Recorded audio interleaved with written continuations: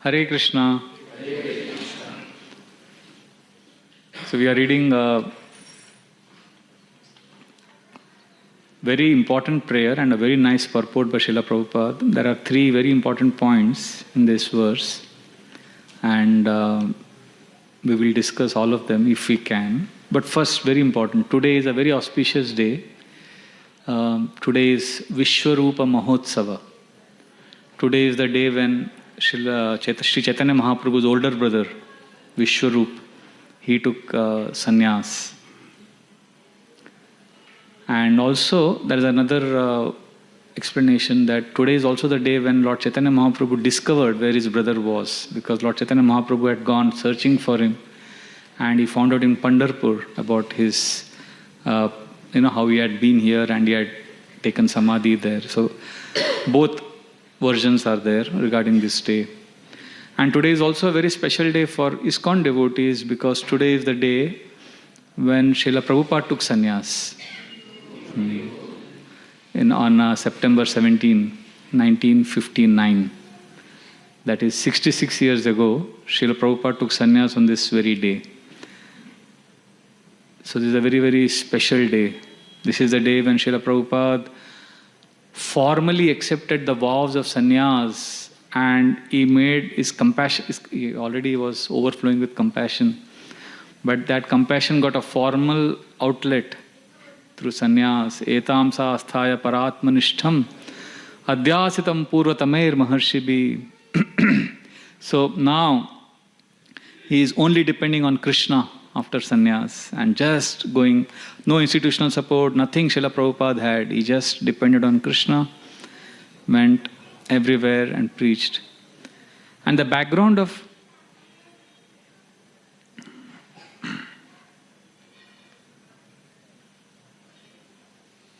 Srila Prabhupada's sannyas is also very interesting.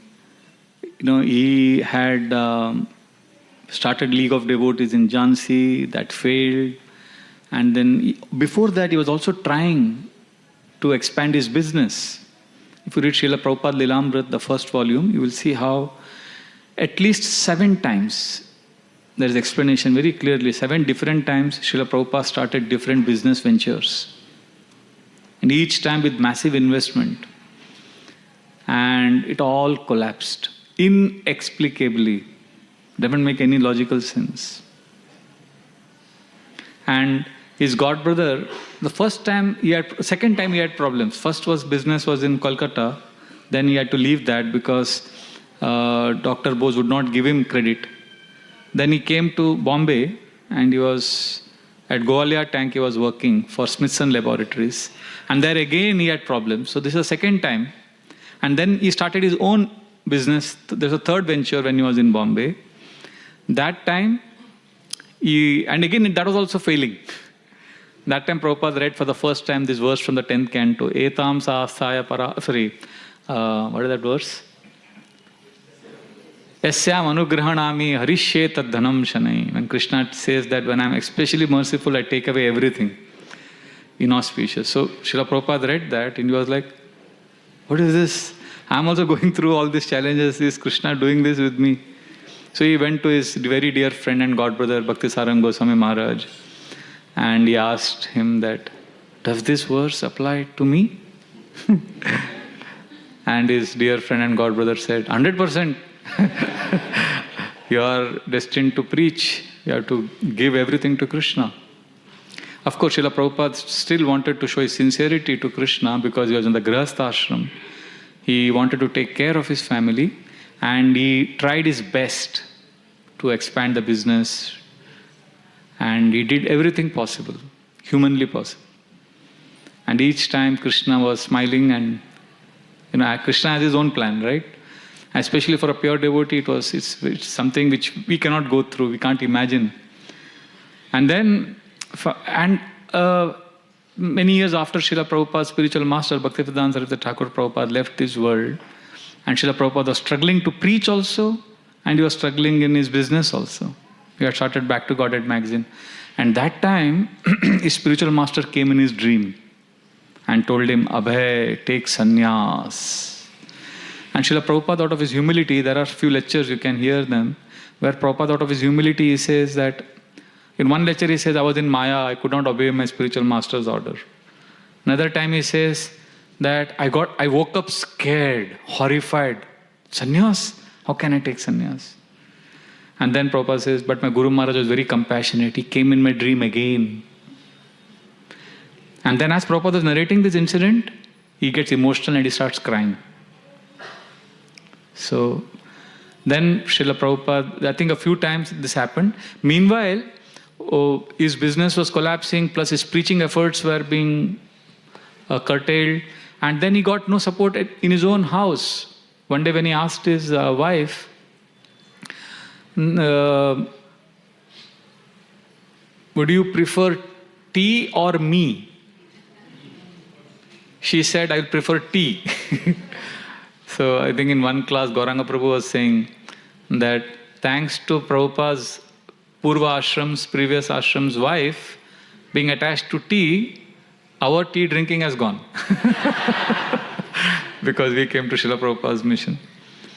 And then one day when Srila Prabhupada, as a Grihastha, he was actually writing Bhagavad Gita commentary. For the first time, he wrote the whole commentary and he wanted to publish it. And he comes home, this is in 1930s, early 30s, and he's like excited to publish it. And finally gets a sponsor, Dr. Alagappa from South India. He's like considered as Birla of South, very wealthy man. He agrees to sponsor Prabhupada's Bhagavad Gita manuscript. Thousands of pages Prabhupada had written, with his pen. Single-handedly written pages. He didn't have soft copies and he couldn't have other copies. So he had kept it in his cupboard. And then he had a friend in South India, Muthu Swami Chetty, who actually got the contact of this wealthy man. So Prabhupada was very excited. He came home to remove that manuscript from the cupboard and it was missing. He asked everyone, nobody knew where it was. Imagine it took him 14 years to write that entire Bhagavad Gita commentary. 14 years of work, all gone. So then Srila Prabhupada, he asked everyone, nobody knew where it was. Then what does Prabhupada do? Next day, he started writing again. That's how, he accepted it as Krishna's will.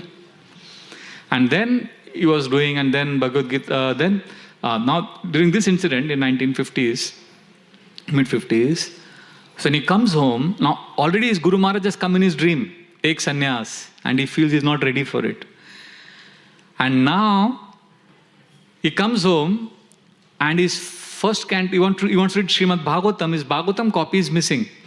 And he asks his wife about Srimad Bhagavatam, and she tells him that she gave it away, during those days. Now also sometimes people barter few things. So she gave away that Bhagavatam in exchange for some tea biscuits. Srila Prabhupada was devastated. He realized that not only there is no support, there is complete callousness towards Srimad Bhagavatam and his efforts to preaching. And with a heavy heart, he went to his neighbor's house, borrowed 10 rupees. So the neighbor thought, okay, Abhay Babu always, he comes to my house and he's asking. Nobody realized what Abhay Babu was doing at that moment, that particular moment. He borrowed 10 rupees and he left home with nothing. And when he left home, few people saw him in the neighborhood. Oh, Abhay Babu is leaving. Now, Abhay Babu was always leaving home for going for business. So when he was in Kolkata, he started in Prayag, one Prayag pharmacy. That time also, the third time when he started in Prayag, a business, he was going to Prayag, coming back to Kolkata. So many times, and he started also in Lucknow, one business, Vimla Tone Laboratories. So he started all these business times. He was traveling to Lucknow, coming back to Kolkata, going to Jhansi, coming back to Kolkata to his family. So they thought Abhay Babu is going, he will come back. He's going as usual. But this time with 10 rupees in his pocket, he went to the station, took a train, went to Jajigram, where his friend was there, Paramahams Maharaj. He went to his Gaudiya Mutt and he took shelter there. And he just stayed there. And from morning to night, Srila Prabhupada would only chant. Hare Krishna would only chant because he had nothing. No institutional support, no financial support, no family support. Nothing. And only holy name. Just kept chanting, morning to evening. Already League of Devotees, which he had started, had collapsed. And he had invested all the savings he had from his business. Everything he had invested in establishing that. And for the inauguration ceremony, lot of money had been spent. But there was dirty politics by, that Reva Shankar. There were a few people there who owned that Bharati Vidya Bhavan, that premises. And they had promised Prabhupada that they will give him. But then governor's wife, she wanted, Mrs. Munshi, she wanted that for some Mahila Samaj work.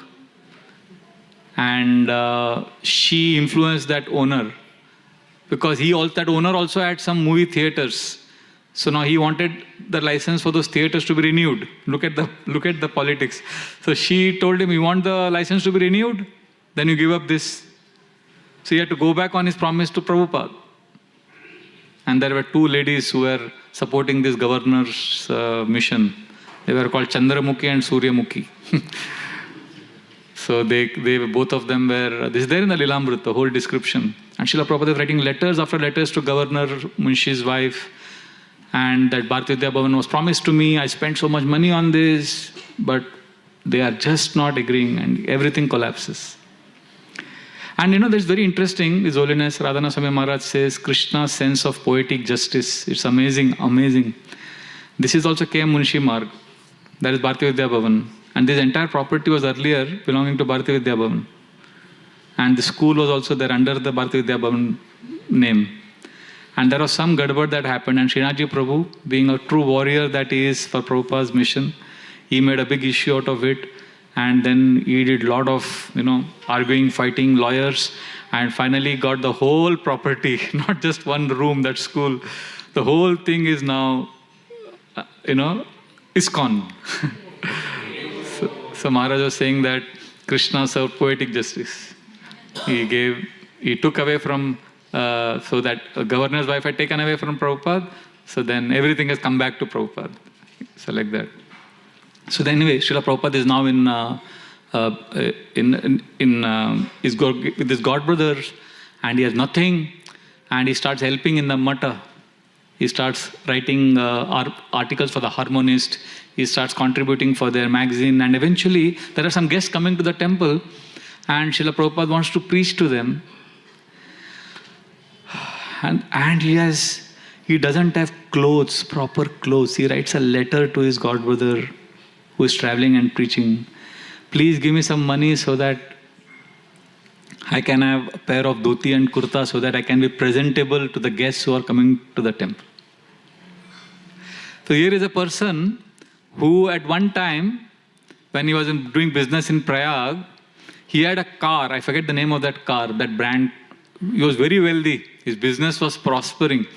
Jawaharlal Nehru's father, Motilal Nehru, would also come to his shop and take medicines. He was very well networked. Even when he was in Mumbai, Prabhupada was very well networked. He would take Bhakti Sarang Maharaj, even in Prayag, Atulanand Brahmachari, they were all the leaders there. You know what Srila Prabhupada would do?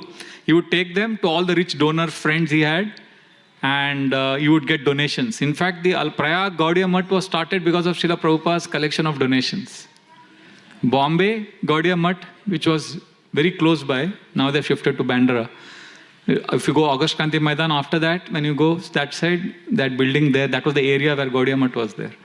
Where Srila Prabhupada. So both the mathas, like that Prabhupada had contributed. It was his donations, getting from his contacts. He was very influential. So in Prayag, when Prabhupada was doing business, he was so wealthy and successful that he had one special kind of car, which only two people had in Bengal at that, in United Provinces. That was the state where Prayag was. Only two people had that car. The governor of United Provinces and Srila Prabhupada. He was so wealthy, so successful. And now he doesn't have money for a dhoti and kurta. But he's not thinking, I don't have this. He's only thinking of distributing back to Godhead magazines. He goes in Delhi in the summer heat. He's distributing. Once he got a sunstroke and he fell. And when he fell down in the street, one of his acquaintances earlier business contacts was going in his car and he saw Abhay Babu is collapsed on the street. And then he picked up Prabhupada and took him in his car to his house. And when Prabhupada would go to get his Back to Godhead published, the printer was little uncomfortable because the previous dues were still pending. And Prabhupada would say, no, I will pay it soon, but ye print hona chahiye. So that owner, that printer would ask Abhay Babu, and he felt that Prabhupada had not taken any prasad, he's not eaten any, because he was very weak also, physically he was looking weak. He could not eat properly. So he would ask, Abhay Babu, have you taken any breakfast? So then Prabhupada would say, no, it's okay, but this printing should happen. But still he knew that Abhay Babu has not taken anything, so he would ask for food, prasad, and then Prabhupada would honor. So he didn't have any institutional support, financial support, and he was just in this matha, chanting, preaching. Meanwhile, when he was also visiting Keshavji Gaudiya Math in Mathura, where his godbrother and very dear friend, Bhakti Pragna Keshav Maharaj was there. They were very close friends. So then his Keshav Maharaj's disciple was Bhaktivinoda Narayan Maharaj. So Narayan Maharaj would tell Prabhupada, Abhay Babu, you should take sannyas. Now you are only preaching, you are living like a sannyasi anyway. But out of his humility, Srila Prabhupada would say, you would not take sannyas. But then Keshav Maharaj, because he is very close friend of Srila Prabhupada, he literally ordered him, take sannyas. And Prabhupada says in one class that Keshav Maharaj literally ordered me and forced me to take sannyas. And he forced me means my Guru Maharaj, Bhakti Siddhanta Saraswati Thakur Prabhupada forced me. Because my Guru Maharaj was speaking through Keshav Maharaj. And then that sannyas ceremony happened today. On September 17, 1959, at the second floor of Keshavji Gaudiya Math in Mathura. So it's very beautiful, that ceremony. Prabhupada's very, very close friend, Akinchan Krishnadas Babaji Maharaj, he was doing kirtan. You know, he's a very special Babaji, Krishnadas Babaji Maharaj. When he was doing kirtan, like, you know, when Krishnadas Babaji Maharaj was very sick one day, a doctor came to see and he put the stethoscope on his chest. The doctor was shocked. The doctor was hearing Hare Krishna Mahamantra. He was such a Babaji, highly, highly qualified in devotional service, very pure, absorbed in Krishna. In fact, Guru Maharaj, His Holiness Radhana Swami Maharaj writes in Journey Home that when he met Krishnadas Babaji Maharaj, and Babaji Maharaj would always be Hare Krishna, very humble, down to earth, never speak much except Hare Krishna, Prasad. He would not talk much. And one day, Krishnadas Babaji Maharaj told Maharaj something. And very casually mentioned something, and then Maharaj was shocked. Because that's the first time he realized that Krishnadas Babaji Maharaj can speak fluent English. And he had never spoken all these days. And Maharaj writes that in India, he was saying during those days, somebody knew even a little bit of English. They would try to show off in front of Maharaj. He was a traveling American, so they knew he was a sadhu. And he says he knew such fluent good English, but he would not show. You just be quiet, just say Hare Krishna, Hare Krishna. So then Krishnadas Babaji Maharaj so he was doing kirtan. And Narayan Maharaj was chanting mantras. And Keshav Maharaj gave sannyas. Danda, and there was one very retired devotee, Sanatan Prabhu was 90. Narayan Maharaj said in one lecture that he was 95 years old. And he also got sannyas and he became Muni Maharaj. And Abhay Babu became Bhaktivedanta Swami Maharaj. Srila Prabhupada ki jai. So that sannyas ceremony was very, very beautiful. And there were, after that sannyas, during that sannyas ceremony, Keshav Maharaj asked Prabhupada to speak something. Lecture do thoda bolo. Now look at this. This is an amazing scene. Just imagine now, we are going to 1959, Keshavji Gaudiya Math, very quaint Indian, of course it's Mathura, Brajadam, but I'm just saying from externally, it's a simple setting. Mathura, 1959 means really olden times. And there are a few Brajavasis there sitting and some Bengali devotees sitting there. And Keshav Maharaj has asked Bhaktivedanta Swami Maharaj to speak something. Give some lecture. And Prabhupada gives a lecture in English. He should have spoken in Bengali or Hindi. He gave in English. And after the class, anyway, the program happened. Then 1965, Prabhupada came to America. We know that entire pastime. We are not getting into that now. 1966, ISKCON. And then a few years later, he came to Vrindavan. In 1970, when he was in Vrindavan, this is almost 11 years after his sannyas, he was doing one, and he had brought all his Western disciples, and they were doing class. And they tried to get some land to start a temple there. So that time, very interesting. For the one Brajavasi who had been there, the sannyas ceremony, he came and he joked with Prabhupada. He said, "Oh Maharaj, now I know why you gave lecture in English that time." Because you are practicing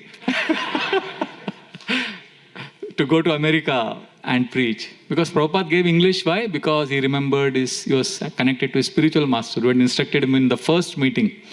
The first instruction. See, Srila Prabhupada is a young boy, revolutionary, interested in Gandhi's movement, and he is offered, but because of respect, he is offering Dandavat to Bhaktivedanta Saraswati Thakur. Please understand this scenario.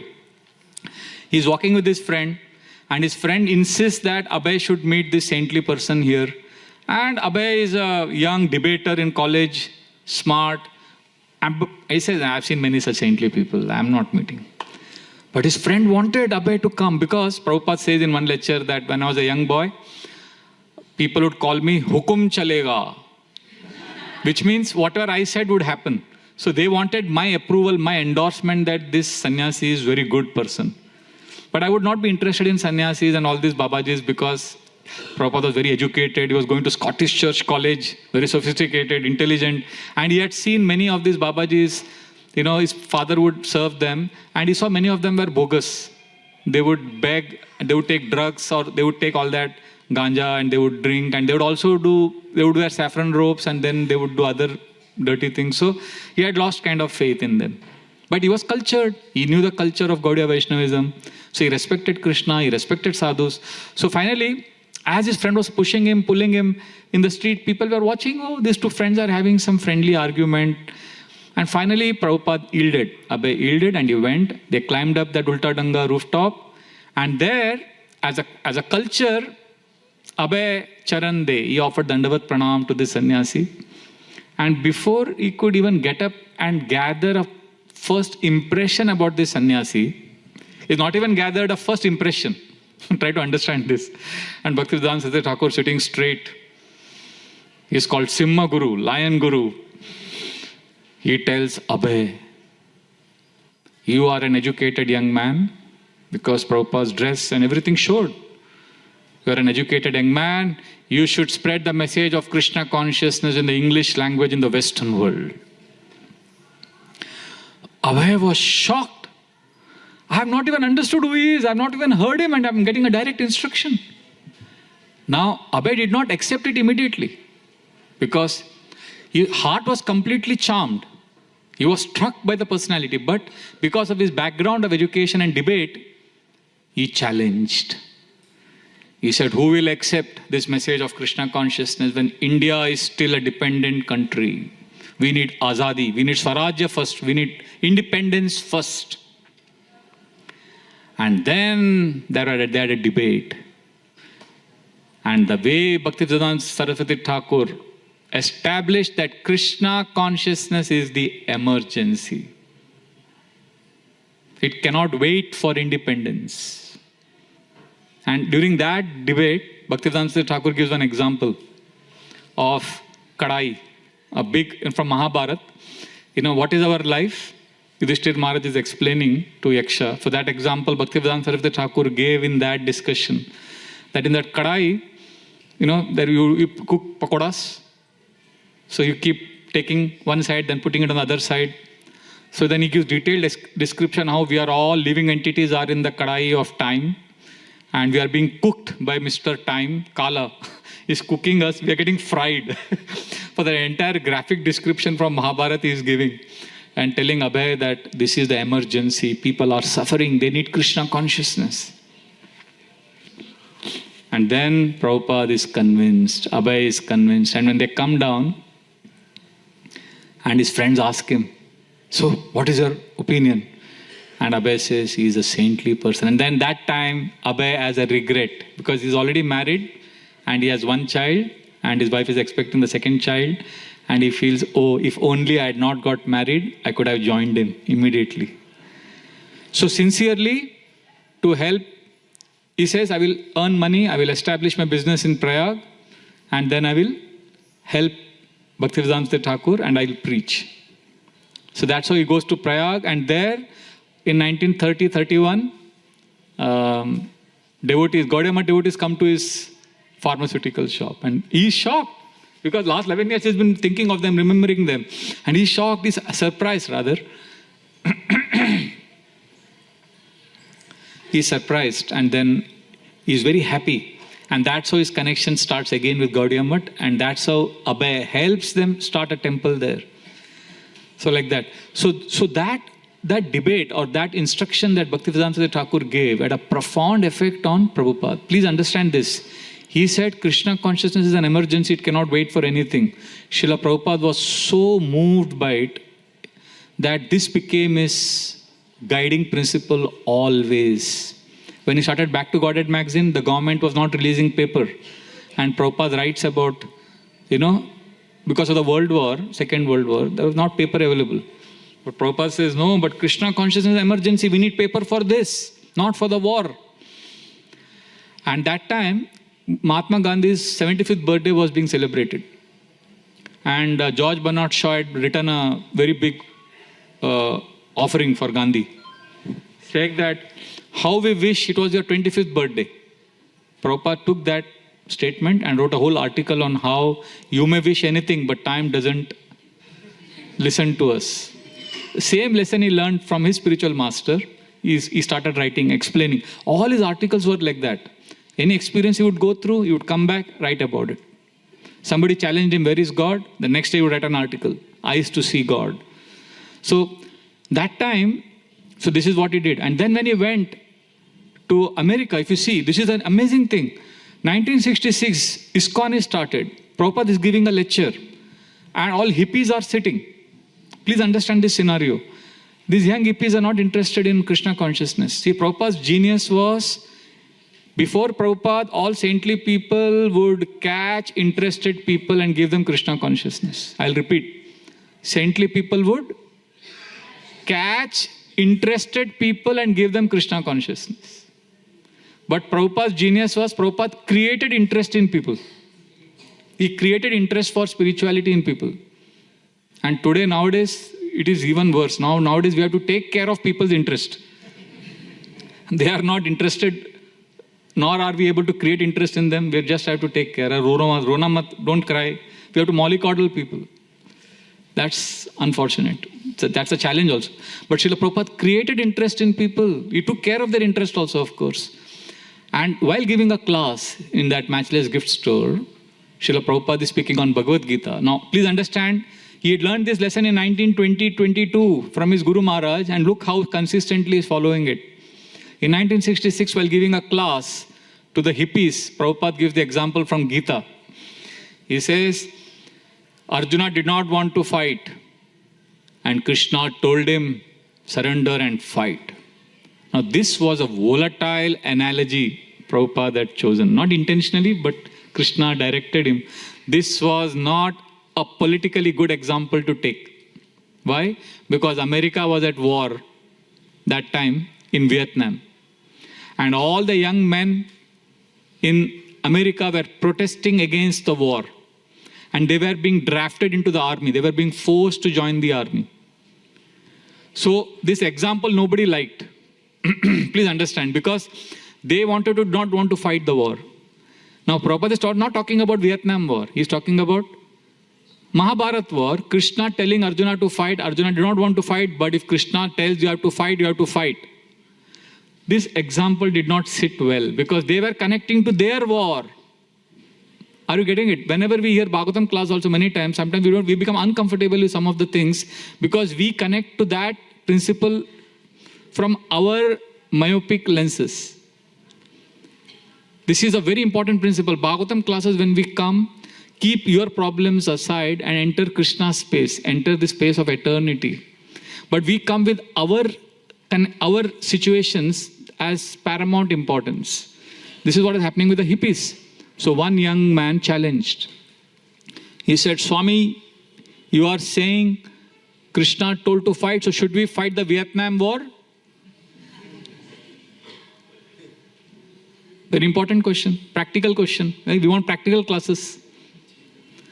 And what was Prabhupada's answer? Prabhupada said, Vietnam War will come and go. But this is Bhagavad Gita. Please understand the need of the soul and surrender to Krishna. So then this boy is saying, if you're not addressing Vietnam War, then what is the relevancy? How are you relevant? Srila Prabhupada was challenging them with such a volatile example. He was pushing them to connect to a truth, to a reality beyond the present reality. Many of us, we are all stuck in the present reality. We cannot think a life beyond our present situation. He was speaking the same thing what his Guru Maharaj spoke to him in the first meeting. Krishna consciousness is the emergency. The soul is suffering in the material world. Same thing Prabhupada said later, few years later when he was in Delhi. India-Pakistan war broke out, December. So General Yahya Khan from Pakistan, they were trying to drop bombs and there was a blackout. So there was a newspaper reporter, she was interviewing Srila Prabhupada and suddenly there was a blackout and she panicked. She said, oh Swamiji, there's going to be blackout, there's going to be bombs. So Prabhupada said, why are you afraid? Mare Krishna Rake Krishna Mare ke. If Krishna wants to protect you, no one can kill you. If Krishna wants to kill you, no one can protect you. She said, no, but Yahya Khan, somebody has to go and tell him to stop the war. So Srila Prabhupada said, why are you flattering Yahya Khan? So she was just not able to understand what Prabhupada was trying to say. Srila Prabhupada, she said, no, we are going to die. The war, she really panicked. Prabhupada said, if General Yahya Khan doesn't kill you, won't you die? Srila Prabhupada was challenging her to go beyond the present reality. So Srila Prabhupada has come to give us Krishna consciousness, address the real emergency.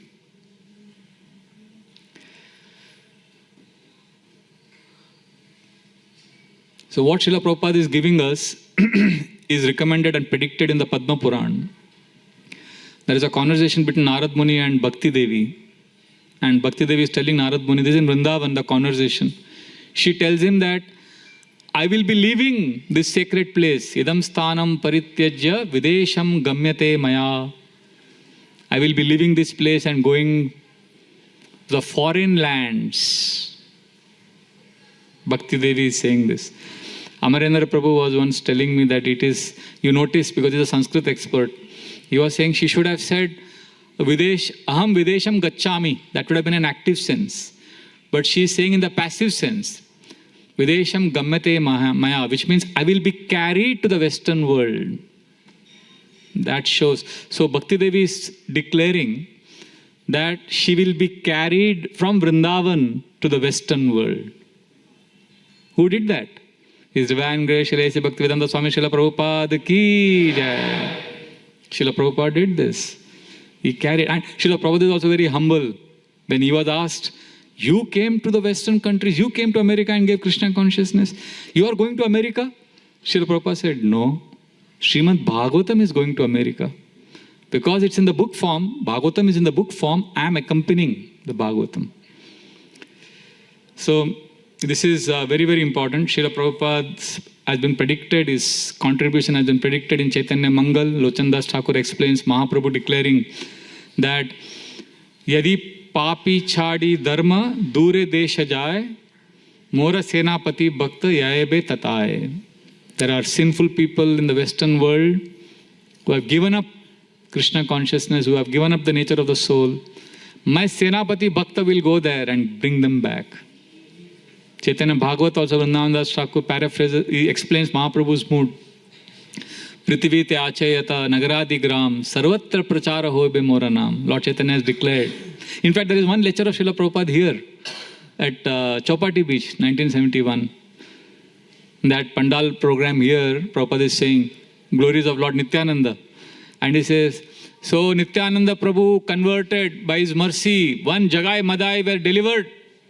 And then Prabhupada says, by Nityananda Prabhu's mercy, today we are delivering wholesale Jagais and Madais. Prabhupada calls all of us as wholesale Jagais and Madais. So this is Srila Prabhupada's amazing contribution. On his sannyas ceremony day, we can meditate on the sacrifices he made, on the pain and suffering he undertook. See, it's not easy. There's one way of saying Srila Prabhupada is okay, he's a pure devotee, because Prabhupada has written in a letter to Tamal Krishna Goswami Maharaj that there was never a time when there is never a time in my life when I forgot Krishna. He very honest, and Tamal Krishna Maharaj had honestly asked him, are you a pure devotee from birth? Those kind of very uncomfortable questions, we would think like that. But he asked, because he asked his spiritual master, and Prabhupada very honestly writes, there was never a time in my life when I forgot Krishna. I always remembered Krishna. See, as a 6-7-year-old boy or a girl, at that age, did any one of you ever plan to organize a Rath Yatra of Jagannath? Prabhupada at that age is organizing Rath Yatra. All the planning also, okay, you will make kachoris, Prabhupada was fond of kachoris. He was known as Kachori Nandu. Because whenever you get kachoris, he would stuff them in his pocket. So as a young boy, he organized Jagannath Rath Yatra in his locality, in his neighborhood. And, all full management of the Rath Yatra. Who will make what cooking, who will get the arati, who will do what. Everything systematically planned. In fact, his parents did not stop him doing anything. Only one thing when Prabhupada was planning to do, when little Abhay was planning, that's when they stopped him. Because for the festival, Abhay was planning to have firecrackers. So he was reading book to make firecrackers. That's when they stopped him. Bola, ye mat karo. This is very dangerous. So, I don't know, I lost a little track where something important. Yeah, so Srila Prabhupada was giving Krishna consciousness. He is actually, this is a point about how he never forgot Krishna. He was always absorbed in Krishna. Now, for this personality, now one way of saying, okay, Prabhupada went through all this suffering, business losses, he's a pure devotee, he's not affected. No, that's one way of seeing. Another way of seeing is the human side of Srila Prabhupada. We're not discounting his being a pure devotee, but to teach us how not to give up Krishna, even in such adverse circumstances. In the first canto purport, Srila Prabhupada very beautifully explains that what Pandavas went through, we will not go through. And then Prabhupada says, Krishna makes pure devotees go through such things because Krishna, by seeing their example, we will get strength to practice bhakti.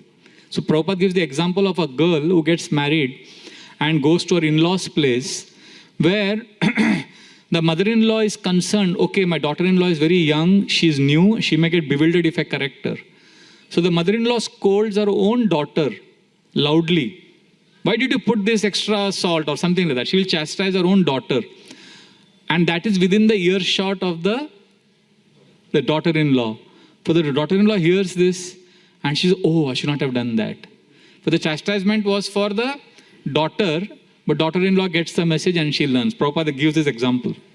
Similarly, and then Prabhupada says, similarly, Krishna knows if he gives us those kind of troubles, 7 times business loss, nobody in the family is supporting. Prabhupada had 8 children. Of course, 3 of them passed away during birth. So 5 children, 8 children he had, out of which only 1 child supported what Prabhupada was doing. And if you read his oldest daughter, Sulakshana, how she rejected her own father, it's very painful. If you read our Prabhu's book, what is his name? Our Joshua, I forget his initiated name, sorry. But in his book, he explains in great detail about all the children, how each one. And the second one, he went actually mad. He fell in love with a girl, wanted to marry her parents refused, something like that happened. And then Srila Prabhupada got him treated in the best hospital in Kolkata. It was a mental hospital.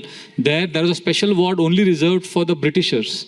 There Prabhupada got him admitted, spent a lot of money on curing him with the best treatment. And that treatment seemed to work for some time. And after some time it did not work. And that boy went his wayward ways. And then he was, many years later, devotees saw him, like you see mad people walking in the street, collecting things from the garbage, eating, homeless people. So like that, devotees saw him, and then when Prabhupada came to know, he was crying. His own son had become like that. So it's very painful what Srila Prabhupada went through. So one way of saying is, okay, pure devotee, nothing happened, that's one way. But if you see the human side, your son, your family, there is a nice bhajan Srila Prabhupada wrote in 1959 called Vrindavan Bhajan. It's there in the Lila, please read that. He writes about how much love he got as a child from his family. And then he says, where are they now? Where is my loving father? Where is my loving mother? Where are all those people who gave me love? And then Prabhupada says, they are only simply names now.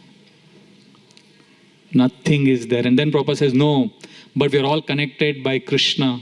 See, spiritual life means, Prabhupada taught us very clearly, spiritual life doesn't mean everything will remain same. Sometimes devotees say, Prabhuji, Radha Gopinath Mandir is now not like how it was earlier. People say, Prabhuji, earlier we used to get so much association of Maharaj, now we don't get. Or earlier it was like this, like that. We compare sometimes. So spiritual life doesn't mean that everything will remain same like past. What it means, spiritual life means is what is real. When everything changes, what is real will remain as it is. What is eternal will remain. That is why what was happening 25 years ago is happening now also. Radha Gopinath is being served. Everything else is changing. Right? Prabhupada taught us this. Srila Prabhupada's main teaching was hold on to Krishna. See, when I joined the ashram, we were young brahmacharis standing right in the front and jumping and dancing in the Mangalarati. And I used to see some older devotees sitting behind. And I would think, baithe hain, theek hai, hum log aage khood rahe. And now I see the BT devotees jumping and dancing sometimes. And I'm for Mangalarati. I'm like, okay, back is paining. I'm sitting behind, trying to nurse the wounds inflicted by time. So times have changed, people have changed. I remember I see these two children in the morning, always, Gaur-priya and Sridama, running around. And when I joined and a few years later, I used to see these two. Now they are grown up, Janvi and Gautam. Now it is Gaur-priya and Sridama. When I joined the ashram, I remember Sanatan Muni Prabhu would be wobbling from the temple, from that door. The way he would wobble and walk right in the front and take darshan of Radha Gopinath. And when he passed away, when he left the world, Radhanath Swami Maharaj told us, Radha Gopinath ji was waiting for him every day to give Mangalarti darshan. And then Maharaj said, he is struggling to come from Dadar every day morning, wobbling here, walking, struggling to walk and come and take darshan. Maharaj said, that will give Radha Gopinath ji million times more happiness than you rattling of so many shlokas in your class. Means the devotion, the love he had. So now Sanatan Muni Prabhu is not there. But now you will see the same thing Param Purush Prabhu is doing. He is also 90. Sanatan Muni Prabhu that time was 92. Now our Param Purush Prabhu is 92 years old. He is wobbling. So everything has changed. People have changed, but something has not changed. Right? So that time our Abhiram Gopal Thakur Prabhu would be sitting here in the Japa time, Vanaprastha. Now I used to see our Vraja Krishna Prabhu. He would sit here and chant. He is also kind of Vanaprastha. So everything is changing. But Radha Gopinath, 6-time offering is going on. Radha Gopinath ji is playing flute. I was lucky, by Krishna's mercy, Prabhupada's mercy, I got a chance to go to Tompkins Square Park in New York, the same place where Prabhupada broke the American silence.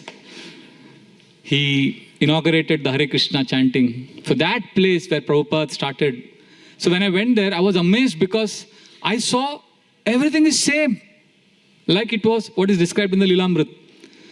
I saw one old lady sitting in a bench, staring at the sky. Lilamrit describes that. During Prabhupada's Kirtan that was happening. What is described in Lilamrit was happening in 1966, Tompkins Square Park, October. Same thing I saw in 2025. One old lady is looking at the sky. Some children are going in their bikes, shrieking, screaming. One couple is passionately kissing in another bench. And there is one homeless man lying on the street, completely drugged. Everything and dirty. That park is so dirty. But something is not changed. Everything is changing, something is not changing. What is that? That eternity, that Brahman, that essence is what Srila Prabhupada came to give us. Our relationship with Krishna, our connection with Krishna. At the same time, to give that, Prabhupada went through struggle, Prabhupada went through suffering to teach us that this material world is not a place for us. It's not our permanent place. And Srila Prabhupada cried when his son went mad. During his last days, he's a sannyasi. As a sannyasi, he followed the sannyas vows. He never met his wife after sannyas. But during his last days, you read the book Servant of Servant, you will find many references where Srila Prabhupada is telling Tamal Krishna Maharaj and his intimate disciples, keep some pension for my wife and children. From the ISKCON, Prabhupada had established ISKCON, there were properties, there was money. So Srila Prabhupada took care of his family. There's another story that his family filed a case on ISKCON. That's another story for another day. But look at Prabhupada's compassion, Prabhupada's soft-heartedness, his commitment, his sense of responsibility, his love. So Srila Prabhupada showed us the human side, not that, in the name of being a devotee, we become insensitive to our relationships in this world. At the same time, it's not that, these relationships in this world are so important, so let me just make this world a happy place. No, that's not going to happen. We have to do our duty, but get connected to the eternal reality. Srila Prabhupada came to give us that. We can't forget our purpose because of the razzle-dazzle and the glamour of this world, which keeps us so engrossed, so bewildered. Srila Prabhupada came to tell us that human form of life is very rare. He came to agitate us and then also give us love. See, scriptures, now, speciality about Srila Prabhupada's books are two things. I want to say this is a very important point. This is what I feel. I could be wrong, and I'm hoping to be corrected also if I'm wrong. See, there are two things. Sometimes we think, okay, Prabhupada has told us what to do, so we just follow blindly, ritualistically. No. Prabhupada provoked us to think. And then second, he also told us what to think. See, there are two different things here. If you read Bible, Quran, they tell you what to think. But Vedic scriptures tell you to think first. Are you getting it? Like if you read Chandogya Upanishad, for example, there is a story of Shvetaketu, who is asking his father is wanting to educate him and tells him about how, because his son comes back from Gurukul, becomes very proud that I know everything. So his father says, do you know that by which that which is unknown can be known, that which is unseen can be seen? For the son says, I don't know. Then the father, this is the 6th chapter of Chandogya Upanishad, and the father starts educating him on how everything is changing, but something is not changing, that is Brahman. That education is so intense, the examples, analogies from nature that his father gives, the son is completely shaken. There is something that doesn't change. There is something eternal. What is that? I want that. I want to connect to something beyond this world. That is called thinking. So that search will make us seek a higher reality. And then when we come to Krishna consciousness will appear very attractive, very seamless. And then Prabhupada will tell us what to think. Meditate on Gopinath's lotus feet. Sa chintayet bhagavatis charanarvindam. The lotus feet. Vajrang kushadvaja saroru alanchanadhyam. Okay, meditate on Krishna's lotus feet, the symbols of elephant goad. Okay, chant Hare Krishna 16 rounds. What to do, what to think is also given. But the first step is also given. Start thinking, start asking questions. We don't ask questions. Prabhupada's books give us answers, but we have got answers for questions that we have not asked. We have to ask questions. What is the goal of life? Why am I suffering? Sanatana Goswami asked Chaitanya Mahaprabhu, Ke ami, kene amar, jara tapatray. Who am I? Why am I suffering? What is the goal of life? If you don't ask these questions, the answers that Prabhupada's books are giving us will not make any sense. They will not ring any bell. We'll keep fighting on petty issues. Oh, that Prabhuji spoke like that Mataji looked at me like that, he did that, he did. Small issues we will fight. Char aane ka problem leke we will fight. Because we are not seeking, we are not come to Krishna looking for something beyond our eating, sleeping, mating and defending. So that is the first step. Asking questions. When we ask questions, then the answers of the Bhagavad Gita and Prabhupada's books will make complete sense. There is one lecture I was hearing recently. This is September 18, 1975, Vrindavan. Now there are series of lectures Prabhupada gives on 6th canto there. For the previous lecture he is saying, just come to Krishna. Even if you fall down, it's okay. Just come to Krishna. He keeps saying so. And he quotes 1.5, 17, 18, 19 and the 6th chapter Gita, 40, 41, 42 where, even if you do little bhakti, you will be saved. Just come to Krishna. Even if you fall, it's okay. So very hope-giving, very hope-giving. So when I was hearing that class, I was feeling, oh, Bhakti Yoga is insurance policy. Just chant once. But the next class, which is the one I'm talking about now, which I heard just 2 days back, September 18 wala, completely different.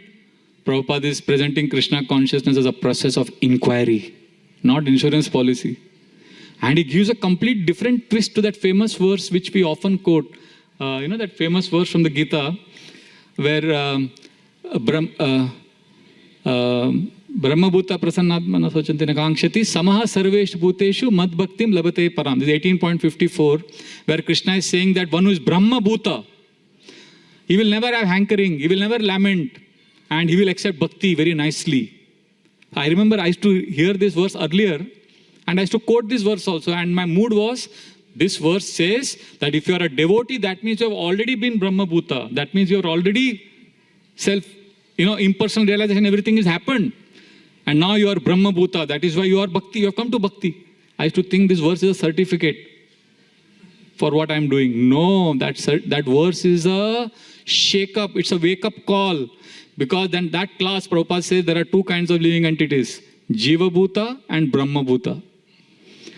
And then English lecture, he starts speaking in Hindi.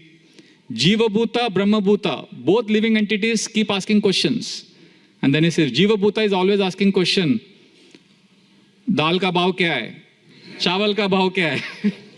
And I was reading that transcription of that lecture in the Veda-based folio because the American devotees have transcribed. So they are not able to they don't know what Prabhupada is saying because it is Hindi, right? So they have just put cross, and they're saying Hindi. But those who know Hindi, they are like, oh, Prabhupada is saying, Chawal ka bhav kya hai? Dal ka bhav kya hai? This is Jiva-bhuta. And then Prabhupada says, Brahma-bhuta is one who is asking, what is the goal of life? Why am I suffering? Then Prabhupada says, become Brahma-bhuta. And then you become Brahma-bhuta. That question and answers, that question seeking will make us Brahma-bhuta, prasannatma, na sochati, na kankshati. You will not have hankering and lamentation. You will be peaceful. Then Bhakti Yoga will make sense. Then Bhakti will appear joyful. So there are two advantages of asking questions, spiritual questions. We think, oh, I am devotee, that means I am Brahma-bhuta. No, the fact that I am hankering and lamenting on petty issues means I am still Jiva-bhuta, wearing the disguise of a Brahma-bhuta. So this is a very, very important class. So if we ask spiritual questions, then two advantages. One is our hankering and lamentation will go away because we will not be interested in the petty problems. We will be asking deeper questions. So that itself will make us happier, rise above our petty problems. The second advantage is the answers that we get from Prabhupada's books, that will capture our soul. That will just give us complete clarity and complete bliss. So like this, Srila Prabhupada gave us amazing gift of Krishna consciousness, and today is Sanyas ceremony, so we should glorify Srila Prabhupada. So Prabhupada's classes, there is one very, very nice class, series of classes Prabhupada gave in Vrindavan during Kartik 1971. This is Nectar of Devotion lectures. So in that very first lecture, if you see, Prabhupada is explaining, there's all Brijvasis sitting. In the background, you can hear birds, peacock. It's Vrindavan Radha Damodar Temple, 1971, 52 years, 55 years ago. So Prabhupada is saying what to do. I had a mission to accomplish. He's talking about young boys and girls that is getting married. And he's talking about all the challenges in America, how he's getting things done. And he said, see, he's a sannyas. He's talking about Rishi Kumar, who he gave sannyas. He's just 20. He says, he's 20-year-old. I gave him sannyas. And he's preaching. So like that, he's glorifying his disciples. And then he's also knowing that he's taken a risk. Young boys and girls, he's sending them on a missionary activity, saying what to do. I had this mission to do. There's a sense of urgency that he had. So we will not imitate Srila Prabhupada. We cannot do what he did. But that spirit, that inquiry spirit has to be internalized. Then Krishna consciousness will appear, a blissful process. So there is so much more we could discuss. But I would like to conclude with one verse from Brahmaji in the 3rd canto, the same canto actually. This is 9th chapter, 15th chapter. He tells the devatas. Ye bertitam apichano nragatim prapanna jnanam cha tattva vishayam sadharmam yatra naradanam bhagavato vitarantamushya sammohita vitataya bata mayayate. This is what Prabhupada is echoing this mood. Brahmaji is saying, you have got human form of life. Ye bertitam apichano. With human form of life, you are not inquiring. Jnanam cha tattva vishayam sahadharmam yat. You are not inquiring about the goal of life. Naradanam bhagavato vitarantamushya. You are not coming to Krishna, not worshipping Krishna. Sammohita. You are bewildered and you are in Maya. Vitataya batamaya yate. He is lamenting, oh, this is Maya. This is illusion. So Srila Prabhupada carried this spirit of Bhagavatam, this spirit of Parampara. And is telling all of us with an urgent appeal, take to Krishna consciousness. Srila Prabhupada ki jai. We can take some questions. I have been told to end a little early. So we'll take some questions or comments and then we have some announcements by Mukund Mala Prabhu. Yes, Prabhu.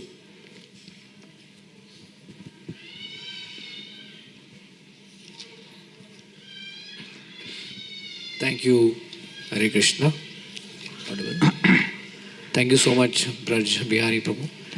So, Prabhu, this Jiva-bhuta and Brahma-bhuta.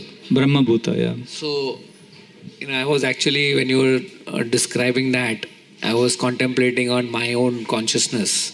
As a grahastha, typically, the expenses are there. And I want to be Brahma-bhuta, obviously, but sometimes, you have to check whether all the things are on track, and you're facilitating the needs of the family. So how do you have the right balance? Yeah. Thank you. Yeah. And is it wrong?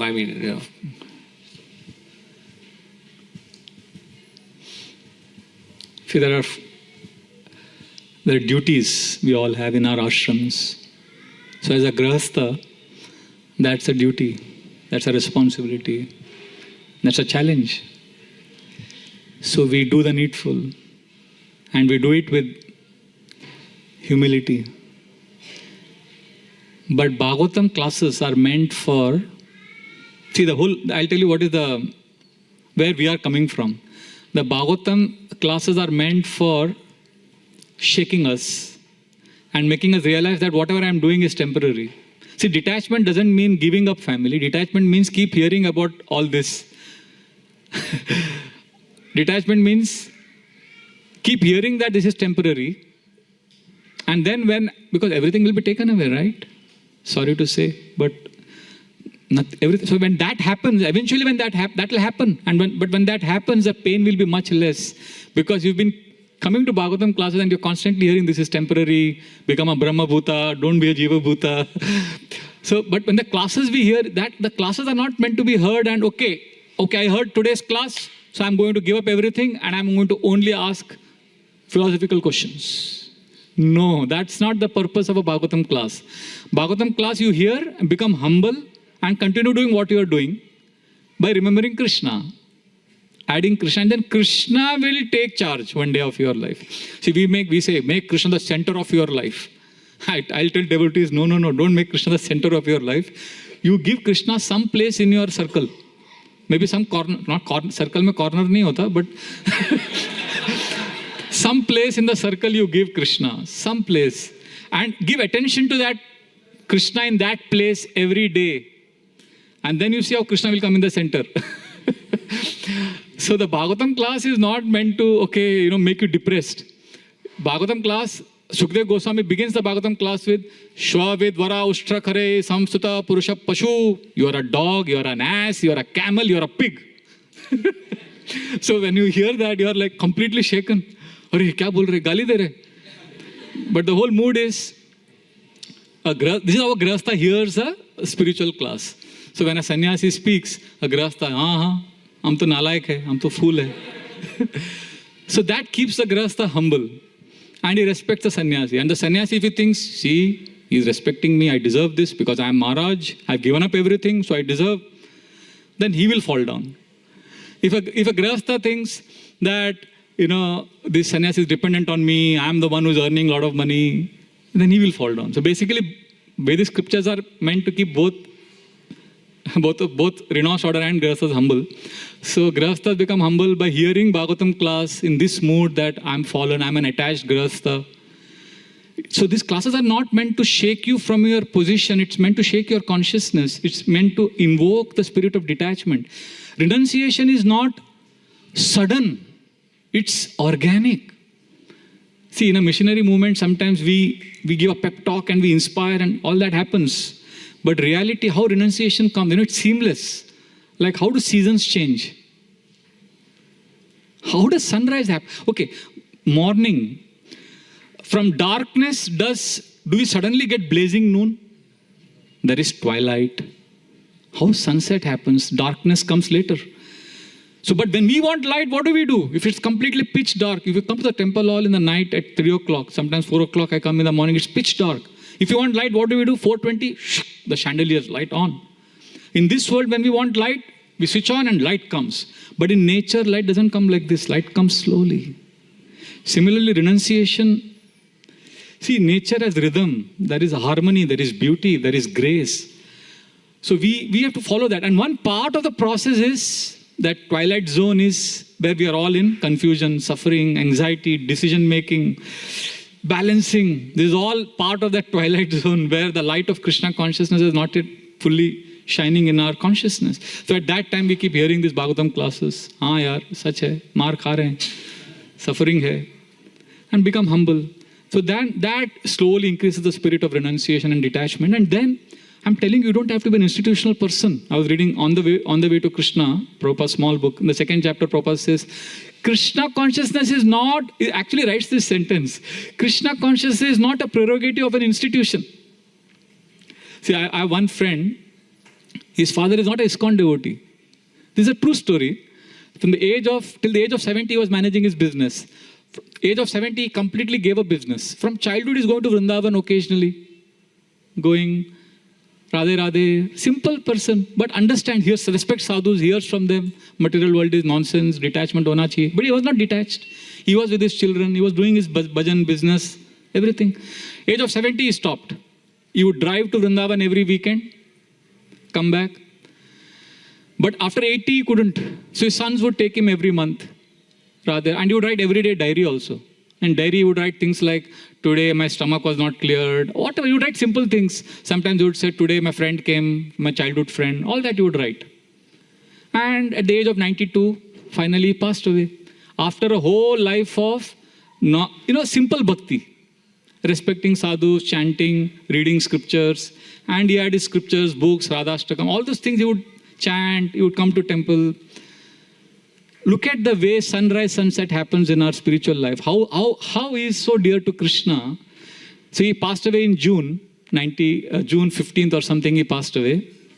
At the age of 92, when I visited his family, you know what his son showed me? Son showed me his diary, which he used to write every day. And I was shocked when I read. April ka kuch entry hai. April mein. He's writing about how he's taking all these laxatives, but his stomach is not getting cleared and all that. And next day he's writing about his childhood friend who came. And third day he's writing, आज ठाकुर जी ने बोला है June 12 को मुझे ले जाएंगे. June 14, whatever the date. He writes this. Thakur ji has told me that he will take me on June 14. And that's the day he left this world. So he's not a big sannyasi, preacher, but you see how seamlessly there is some connection with Krishna. There is some transcendental system which is taking care of all of us.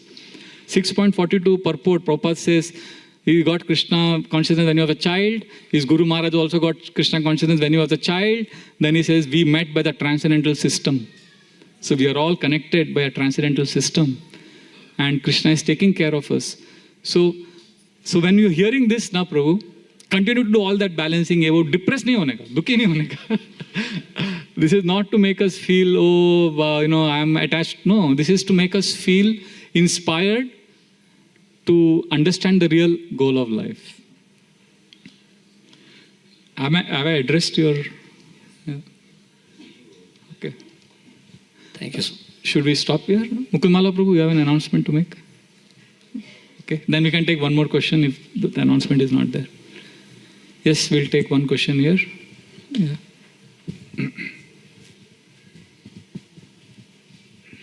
Hare Krishna.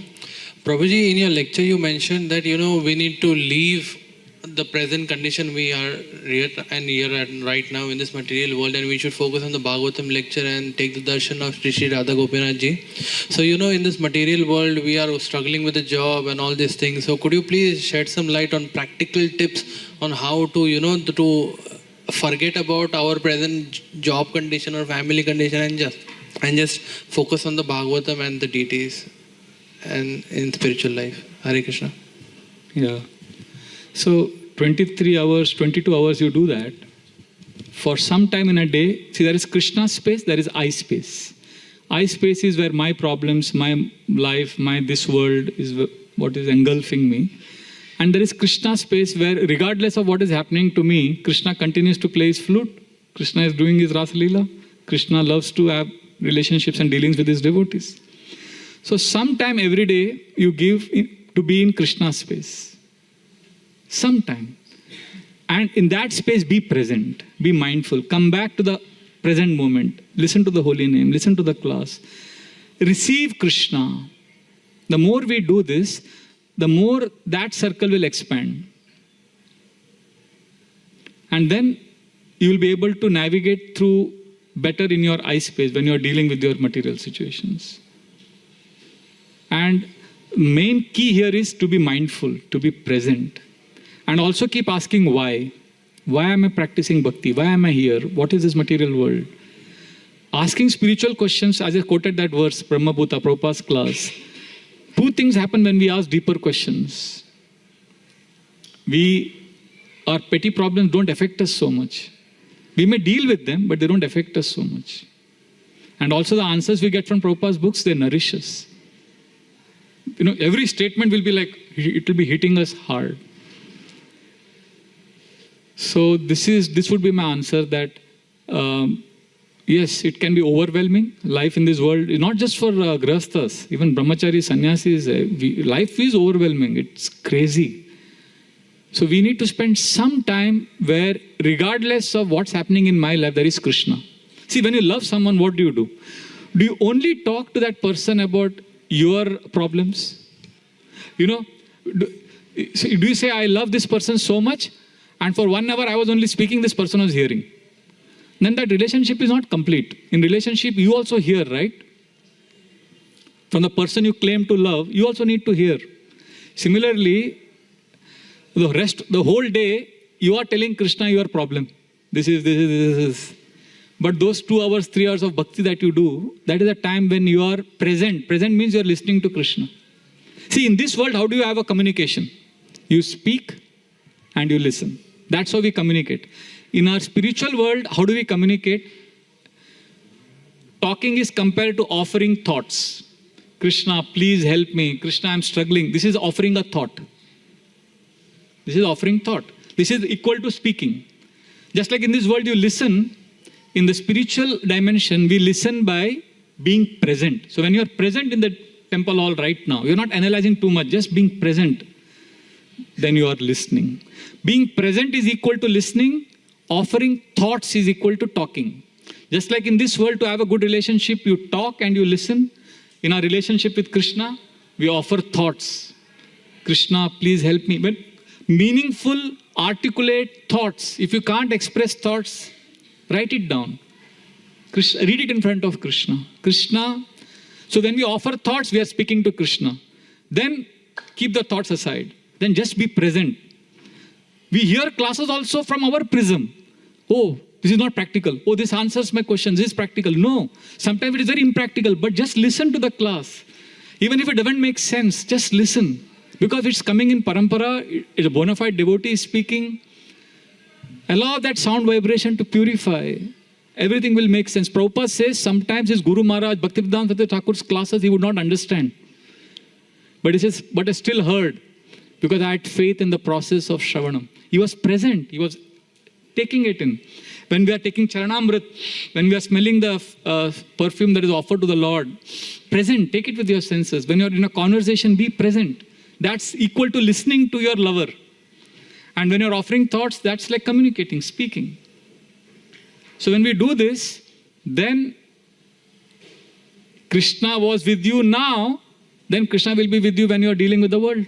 See, when we are chanting 2 hours, we are not with Krishna. Right? Many of us, anybody feels that when they are chanting, they are not with Krishna emotionally? Yes? Now, how will you be with Krishna then rest of the day? If Krishna is sitting with you and you are not able to connect with Krishna, how will you connect with Krishna when you are handling money and material energy? So let us make our time with Krishna very effective by offering thoughts and by being present. When we are offering thoughts, we are speaking with Krishna, and when we are being present, we are listening to Krishna. Because when we are just present, suddenly some inspiration will come. Suddenly some comfort will come. A sense of shelter will come. A sense of, it's ineffable. It cannot be described in words. Because if it can be described in words, then it will be on the level of mind and intelligence. By definition, soul. Krishna speaks in Paravak. Speech is in Vaikari Madhyama Pashyanti. And Para is the soul's voice. If the soul's voice we can explain in material words, English, Hindi, with logic, then that is not a spiritual voice. Spiritual, you will know Krishna is speaking to you. So does that answer your question? 2 things you need to do. Offer thoughts and I'm asking, be present, be mindful. Okay? So we'll stop here. Thank you very much. Hare Krishna. Srila Prabhupada ki jai. Granthra Srimad Bhagavatam ki jai.